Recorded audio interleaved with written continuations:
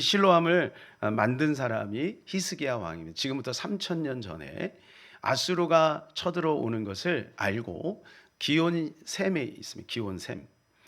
자, 다윗이 왜 예루살렘에다가 자기의 그 정치적 근거지를 만들었냐 하면 바로 이 기온샘이 있기 때문에 그래요. 우리나라로 말하면 이 수도 서울에 뭐가 있어요? 한강이 있잖아요. 그러니까 그 땅에는 물이 부족한데 그 사막 한가운데 기온샘이 있는 거예요. 그래서 그 기온샘을 중심으로 해서 예루살렘 성이 건축이 된 겁니다.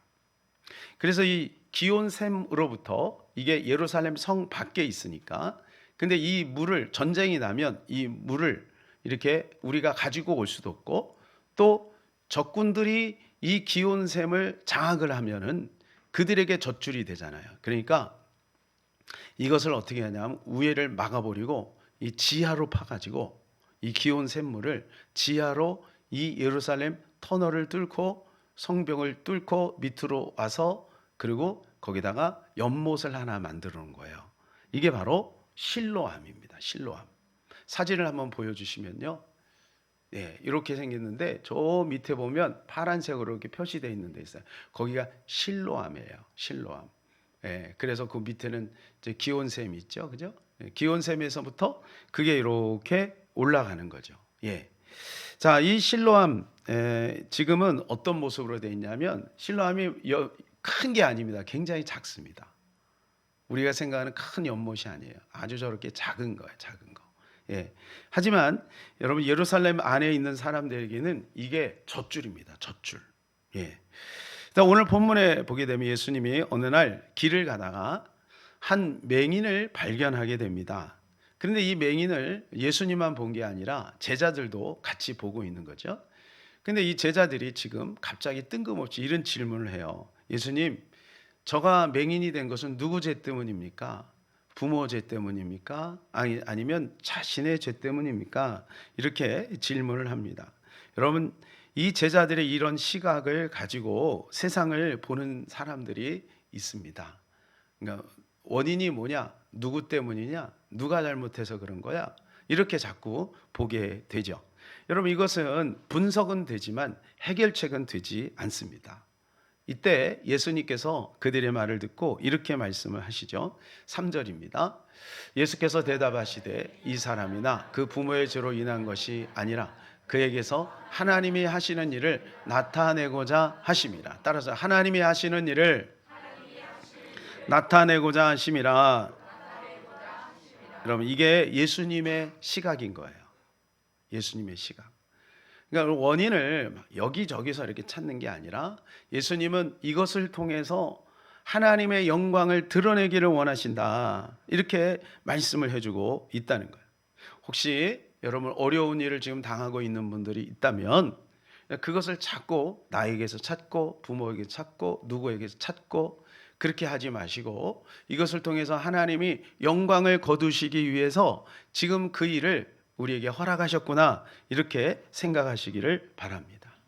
그리고는 그 사람에게 이제 그 침을 뱉어서 진흙을 이겨가지고 눈에 바른 다음에 실로암에 가서 씻으라 이렇게 말씀을 하셔요. 여러분, 그냥 예수님이 고칠 수도 있고 그동안 고치기도 하셨잖아요.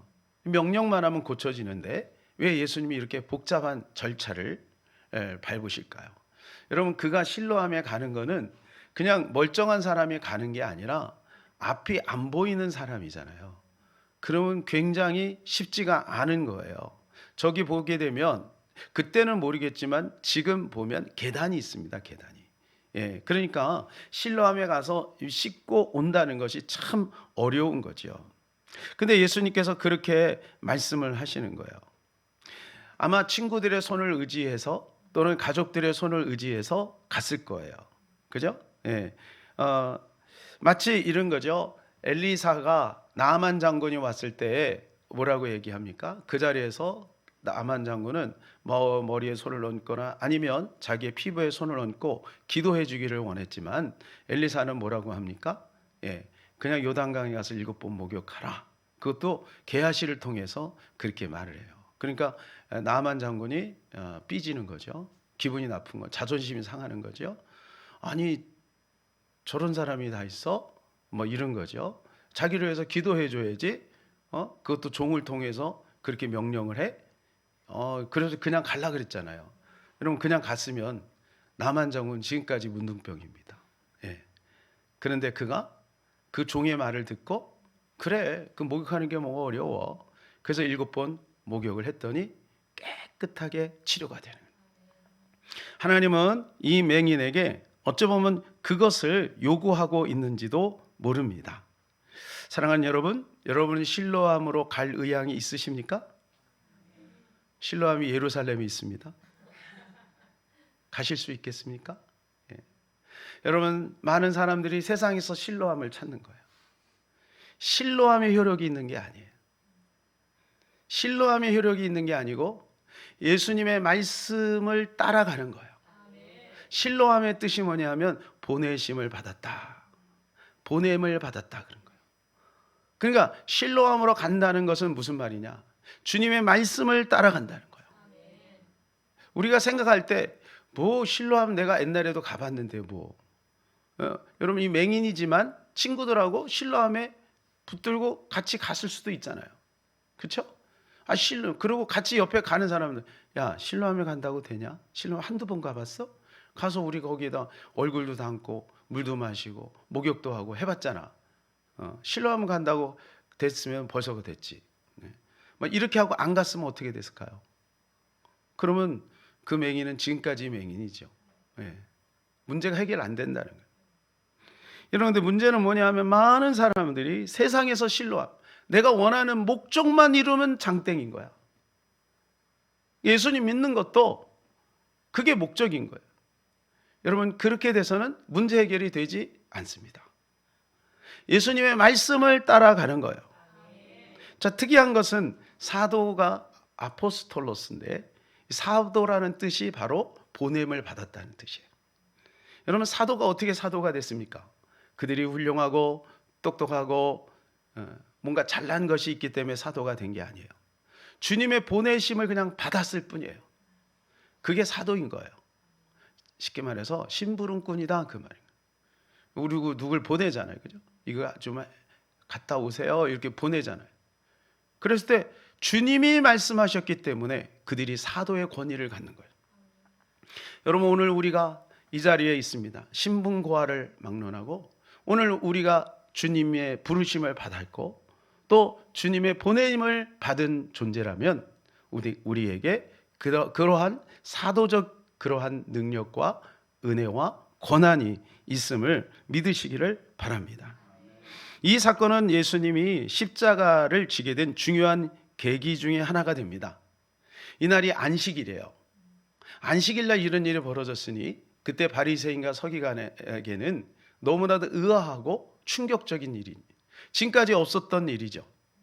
근데 예수님께서는 이 사건을 통해서 알려주는 게 뭐냐면 형식적인 안식일을 지키지 말고 내용적인 안식일을 지켜라.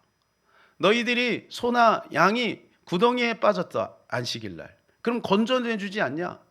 근데 사람이 지금 병들어 있고 사람이 고통당하고 있을 때 사람을 고치는 것이 그것이 그 안식일의 정신을 위배하는 것이냐?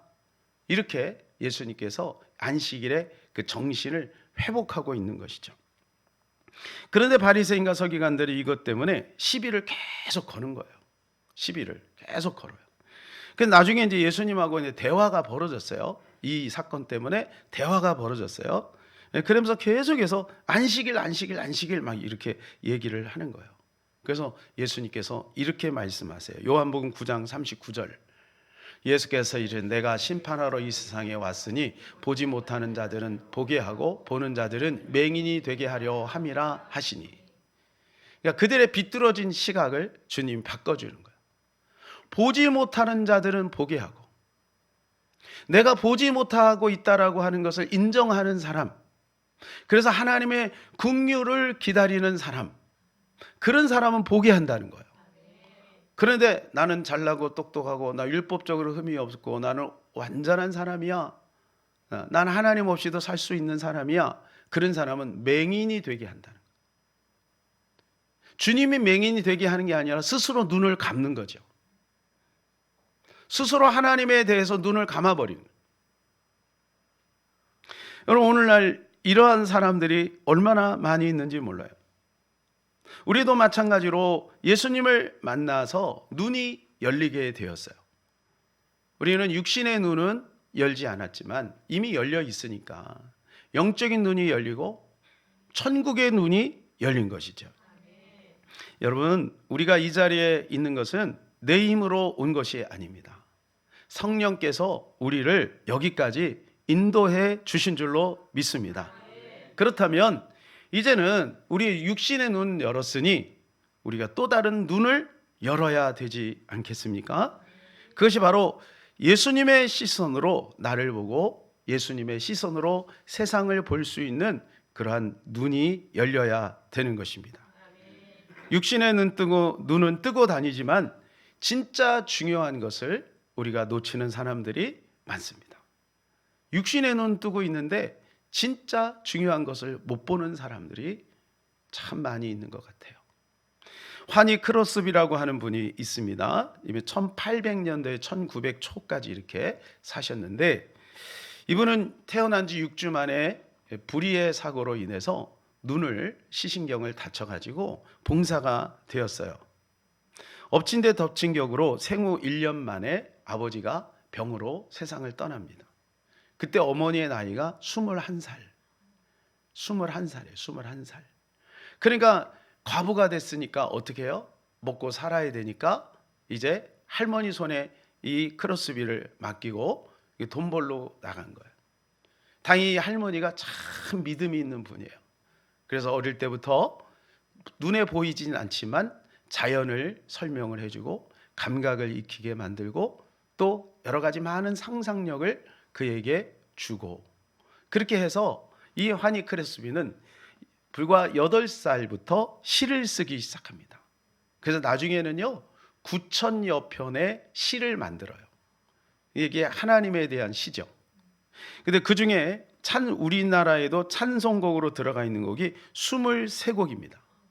우리가 잘 알고 있는 인내하신 구세주여, 예수를 나의 구주 삼고 기도하는 이 시간 나의 갈 길 다 가도록, 오 놀라운 구세주 나의 영원하신 기업 주의 음성을 내가 들으니, 다 아는 거죠. 예수께로 가면, 이게 다 환희 크로스비가 작사한 거예요. 시를 쓴 거예요.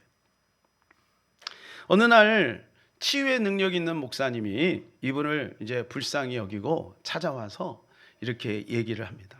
우리가 함께 기도하면 하나님께서 당신의 눈을 열게 하실 수도 있습니다. 우리 같이 기도할까요? 그랬더니 이 환희가 이렇게 고백합니다.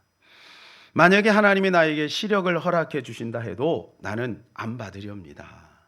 하늘나라에 가면 밝은 눈을 주실 터인데 세상에서 더럽혀지지 않는 깨끗한 눈으로 우리 주님의 얼굴을 보렵니다.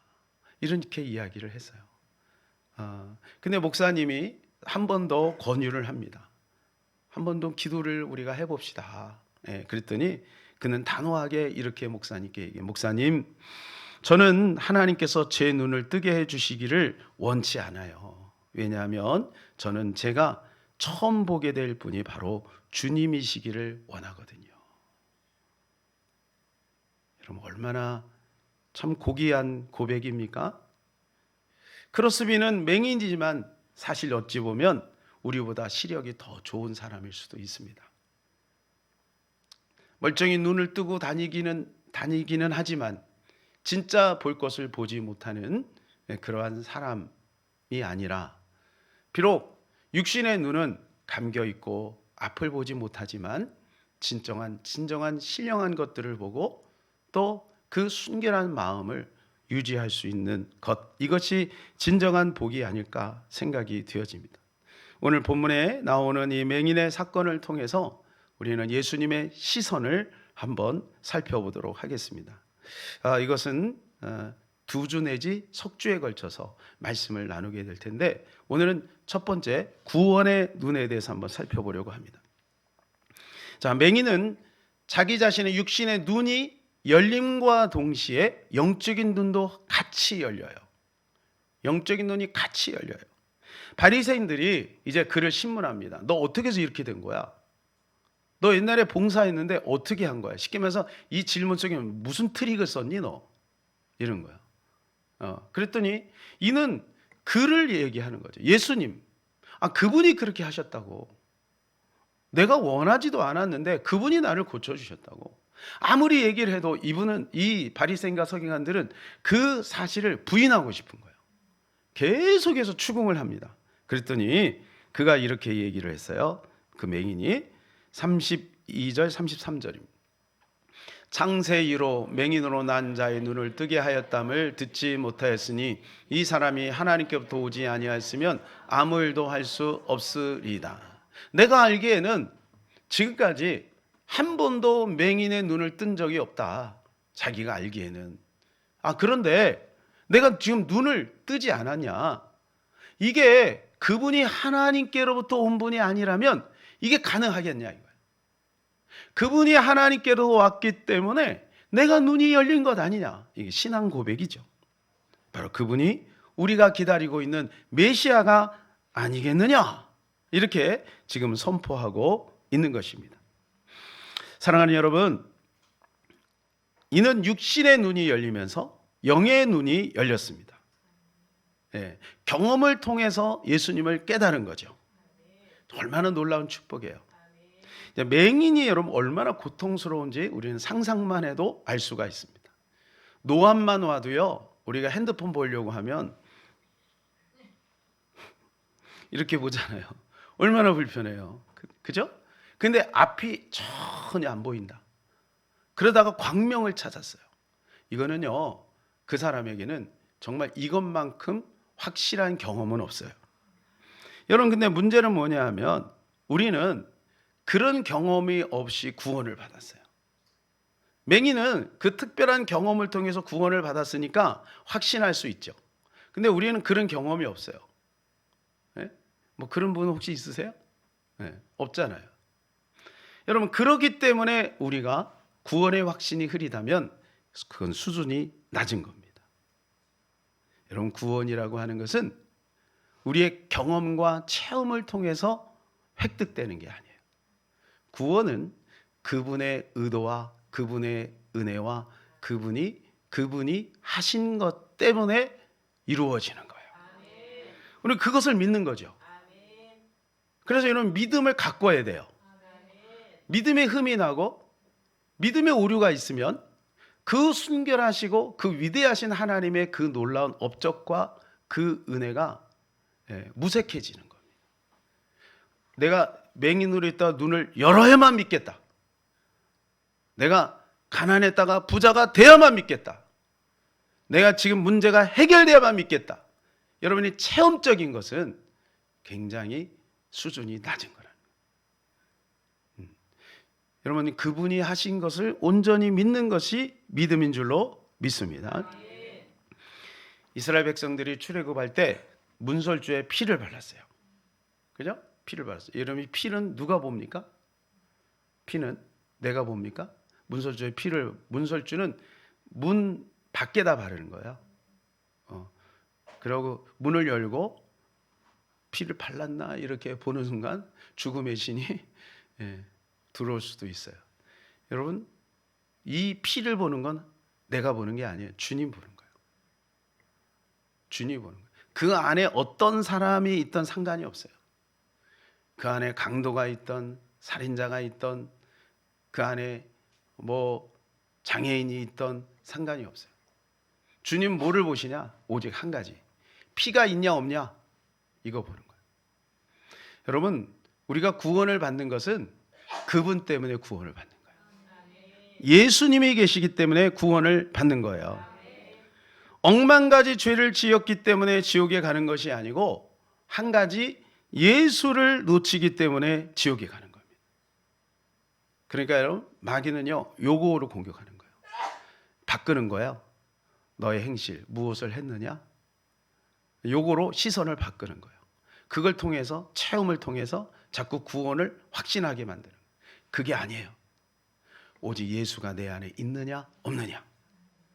예수가 내 안에 있으면 그 생명으로 인해서 새 삶을 살게 되는 것이죠. 문제는 보이는 것과 보이지 않는 것이 일치가 안 되는 거예요. 여러분이 보이는 것과 보이지 않는 것을 일치시켜 나갈 때 거기에 자유가 있고 행복이 있게 되는 것입니다. 하나님이 직접 만든 존재는 아담과 그리스도밖에 없어요. 하나님 직접 만든 것. 그래서 다 아담의 존재 아래에 있고 또는 그리스도가 오심으로 그리스도의 이루신 복음으로 인해서 그리스도의 그 인격 안으로 들어가는 사람이 있는 거죠. 여러분이 죄인 될 때 혹시 힘쓰고 애쓰셨나요? 아니에요. 자연스럽게 죄인인 거예요. 왜냐하면 우리가 아담 안에 있기 때문에 죄인으로 태어났기 때문에 죄인인 거예요. 그냥 태어나 보니까 죄인인 거예요. 어떻게 보면 억울하죠, 그죠? 나는 죄를 짓지도 않았는데 죄인인 거예요. 그래서 죄를 짓는 거예요. 존재가 죄인인 거예요. 그러니까 억울하죠. 그런데 여러분, 하나님의 은혜도 우리가 구원을 이루기 위해서 뭐 한 거 있어요? 예수님이 십자가 지는데 우리가 좀 옆에 가서 거들렀나요? 그런 거 없어요. 그냥 예수님이 다 이루신 거예요. 내가 원치 않았는데 죄인이 된 것처럼 예수 그리스도의 은혜로 말미암아 그 안에 들어가기만 하면 우리는 의인이 되는 것입니다. 로마서 5장 18절 그런즉 한 범죄로 많은 사람이 정죄에 이른 것 같이 한 의로운 행위로 말미암아 많은 사람이 의롭다 하심을 받아 생명에 이르렀느니라. 한 범죄는 누가 지은 거야? 아담이 지은 거야. 아담의 범죄로 인해서 많은 사람, 우리를 포함해서 모든 사람이 정죄에 이른 거예요. 그러나 한 의로운 행위는 예수 그리스도의 십자가와 부활인 거예요. 그 예수 그리스도의 십자가 부활로 말미암아 많은 사람, 우리 모두가 그 안에서 의롭다 하심을 받게 되었다는 거예요. 내가 아담의 후손으로 그냥 쭉 죄인으로 살든지 아니면 그리스도를 받아들임으로 영원한 구속에 있든지 둘 중에 하나인 거죠. 너무 단순하잖아요. 세상 사람들은 그냥 아담의 후손으로 쭉 살다가 지옥에 가는 거예요. 그러나 우리는 가다가 예수 그리스도를 만남으로 방향을 유턴한 거예요. 완전히 예수님의 은혜로 말미암아 새롭게 된 거죠. 우리가 만들어질 때는요, 육, 혼, 영으로 만들어졌어요. 이게 뭐 굳이 2분서 3분절 따지지 말고 그냥 그렇게 우리가 한번 생각해 봅시다. 맨 처음에 뭐를 만들어요? 육을 만든 거예요. 흙을 빚어갖고 사람의 모양을 만들고 나중에 그 코에 생기를 불어 넣으신 거예요. 그죠? 그래서 생명이 된 거예요. 근데요, 구원을 받는 것은 반대예요. 영이 먼저 구원을 받아요. 그리고 혼과 육은 성화의 과정을 밟아야 돼요. 그러니까 힘든 거예요. 영 구원을 받았어요. 여러분 이 사실을 믿으시기를 바라요. 내가 생활이 좀 개차반이고 좀 부족하고 그래도 우리는 영이 구원을 받은 거예요. 마음으로 믿어 의에 이르고 입으로 신해서 구원을 받는 거예요. 그리고 우리는 구원을 받았어요. 그런데 우리의 혼과 영이 여전히 세상 가운데 있는 거예요. 그러니까 아담의 그 모습이 우리 안에 아직도 남아있는 거예요. 이게 완전히 영화의 단계로 들어가게 되면 그때는 죄가 우리의 혼과 영에도 싹 사라지는 거죠. 예. 그러니까 우리가 지금 이 구원의 확신과 구원의 자유를 누리려면 어떻게 해야 되느냐? 우리의 영은 살아났잖아요. 그러니까 이 영을 강화시켜야 되는 거예요. 이 영을 강화시켜서 육적인 생각과 육적인 본능을 우리가 컨트롤할 수 있어야 되는 거죠. 영이 약하면 영의 힘이 없으면 육에 끌리는 혼에 은해서 흔들흔들하는 거예요. 예? 반대로 영이 강하면 육에서 끄는 혼이 힘을 잃게 되는 거예요. 그래서 우리는 영은 강화시키고 혼과 육은 날마다 죽여야 돼요. 그래서 사도 바울은 날마다 죽는다라는 거예요. 사람이 날마다 죽으면 어떻게 해요? 죽었다 부활하고 죽었다 부활. 이게 말이 안 되잖아요. 근데 무슨 날마다 죽어. 뭐가 죽는다는 거예요? 우리의 생각과 우리의 몸을 죽인다는 거예요. 여러분, 그때 비로소 우리 안에서 예수 그리스도가 제 역할을 하기 시작하는 거예요. 여러분, 예수님을 영접했음에도 불구하고 예수님의 지혜가 없고 예수님의 능력이 없고 예수님의 그 기쁨이 없는 이유가 뭐냐면 우리의 혼과 우리의 육이 그것을 가로막는 거예요. 예수님이 무능한 게 아니에요. 우리 안에 계신 예수 그리스도가 힘을 못 쓰는 거예요. 여러분, 이게 자유의지의 엄청난 힘이에요. 이게 하나님께서 우리에게 부여하신 거예요. 그러니까 우리의 그 자유의지를 우리가 통솔할 수 있는 힘이 필요해요. 이걸 연습해야 돼요. 그냥 되는 게 아니에요. 나 구원 받았어, 그리고 끝, 이게 아니에요. 날마다 예배를 드리고 말씀과 기도, 때로는 금식도 하고 철야도 하고, 그래서 우리의 혼과 육을 우리는 죽여나가야 되는 것이죠. 그래야 진정한 자유가 우리 안에서 있게 되는 겁니다. 여러분 보세요. 예수님 당시에 바리새인과 서기관들은 지금 누구와 같이 있어요? 예수님 당시에 바리새인과 서기관들은 구원자 대신 예수님과 같이 있잖아요. 그런데 그 예수님을 못 만나요. 네? 여러분, 예수님이 여기에서 담임 목회하면 여러분 다 은혜 받을 것 같죠? 네, 다 은혜 받을 것 같죠? 네, 세상에 완전한 교회를 한번 찾아보세요. 여러분, 바리새인과 서기관이 예수님하고 대화하고 했다고요. 그런데 예수님을 못 만나요. 예수님을 거부했기 때문에 그들의 자유의지로 거부한 거예요. 그런데요, 그때는 각각 객체로 있었잖아요. 그죠? 예수님이라고 인격과 바리새인과 서기관이라는 인격이 따로따로 있었잖아요. 자, 그런데 지금은 어떤 상태냐? 예수님이 나의 영 안으로 들어왔어요. 할렐루야. 내 안으로 들어왔다고요. 들어오신 예수 그리스도는 우리를 떠나기를 원치 않으세요. 여러분이 이 자리에 있다는 것은 여러분 안에 예수 그리스도가 왔다는 거예요. 여러분, 이것이 우리의 고백을 통해 점점 활성화될 줄로 믿습니다. 예수 그리스도 내 안에 왔다라고 하는 왔는데 왔음을 우리가 이해하지 못한다면 그 예수 그리스도의 능력과 그 예수 그리스도의 모든 것들을 우리는 누리지 못하는 거예요. 자, 8.15 해방이 됐어요. 얼마 전에 8.15 해방이죠. 해방이 됐는데 나 느낌이 없는데? 나는 느낌이 없어. 별로 느낌이 없어. 그러니까 여전히 여러분 일제 36년 강점기에 있는 것처럼 그렇게 살아간다면 여러분, 그런 사람 얼마나 어리석어요. 해방됐다니까 이제. 여러분, 우리는 예수 그리스도 안에서 해방된 존재로 이제는 살아가면 되는 거예요. 마귀의 종로로 살 필요가 없다고요. 근데 마귀는 뭐라고 해요? 야, 너 느낌이 없잖아. 너 여전히 불안하잖아. 너 지금 하는 일이 잘 안 되잖아. 너 여전히 핸디캡이 있잖아. 네가 무슨 구원받은 자야? 이렇게 자꾸 얘기를 하는 거예요. 여러분, 속지 마시기를 바랍니다. 나는 해방을 받은 자입니다. 나는 그리스도 안에 새로운 피조물이 되었다는 거예요. 근데 문제는 뭐냐 하면 이게 혼과 육이 너무 강해서 영이 병들면 영이 아무리 명령을 해도 혼과 영이 안 따라요. 여러분의 진짜는 여러분의 영이에요.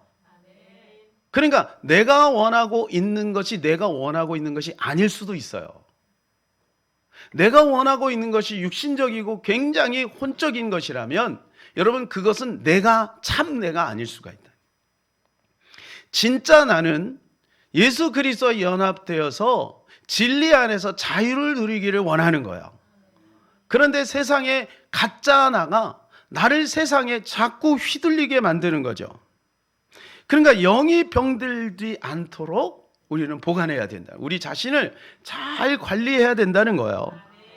영이 병들면 우리의 이 혼과 육이 요구하는 대로 따라가는 거죠. 예를 들자면 새벽 예배를 나와야 된다.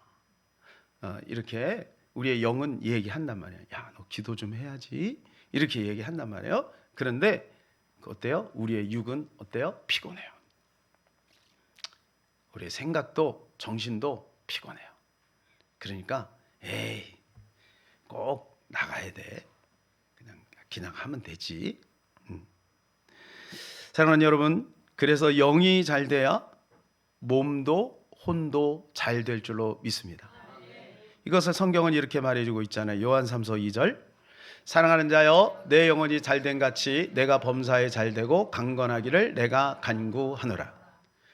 근데 영혼은 내팽개치고 범사만을 쫓아가는 거예요. 범사가 뭐예요? 굳이 구체적으로 말씀 안 드려도 여러분 다 이해하시죠? 예. 영혼은 내팽개치고, 예. 그냥 빨리 이거부터 빨리 해결하는 거야, 이거. 예. 여러분, 이 순서가 바뀐 거예요. 먼저 영혼이 잘 돼야 될 줄로 믿습니다. 그래서 사도 바울은 영혼을 강화시키면서 날마다 혼과 몸을 죽이는 거예요. 그리고 이것을 자랑한대요. 자, 고린도전서 15장 31절, 형제들아 내가 그리스도 예수 우리 주 안에 있는 가진 바 너희에게 대한 나의 자랑을 두고 단언하노니 나는 날마다 죽노라. 사도 바울이 이걸 자랑하는 거예요. 자기가 날마다 죽는 거. 왜냐하면 그 안에서 자기가 발견되는 그 기쁨이 있는 거예요. 예수 그리스도 안에 발견되려면 어떻게 하면 내가 나의 혼과 영이 죽어야 돼. 혼과 영이. 사랑하는 여러분, 가인처럼 하나님께 나를 증명하기 위해서 열심을 내지 마시기를 바랍니다. 가인은 자기의 방법대로 자기가 하나님께 인정받으려고 했던 거예요. 근데 하나님 원하는 방법이 아니니까, 하나님이 그 예배를 받지 않으니까 어떻게 해요? 아벨을 돌로 쳐서 죽이는 거예요. 여러분, 가인과 같은 방법으로 하면 주변에 있는 사람들이 힘들어요. 주변에 있는 사람들이 힘들어요.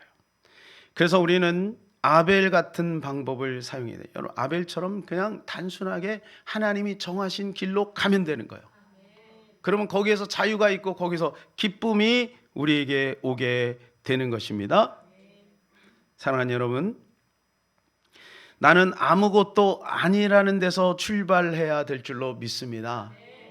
절대적으로, 그럴 때 절대적으로 하나님이 필요한 거예요. 나는 아무것도 아니다. 그럴 때 예수 그리스도가 절대적으로 우리에게 필요한 거예요. 아담 안에 있는 나를 보는 동시에 그리스도 안에서 나를 발견하시기를 축복합니다. 아담 안에 살도록 하는 악한 영의 꼬임에 넘어가지 마시기를 축복합니다. 우리는 새로운 피조물이 되었어요. 그래서 예수 그리스도와 연합된 삶을 통해서 예수 그리스도의 그 놀라운 은혜와 능력을 경험하며 살아가는 저와 여러분 되기를 주님의 이름으로 축복합니다.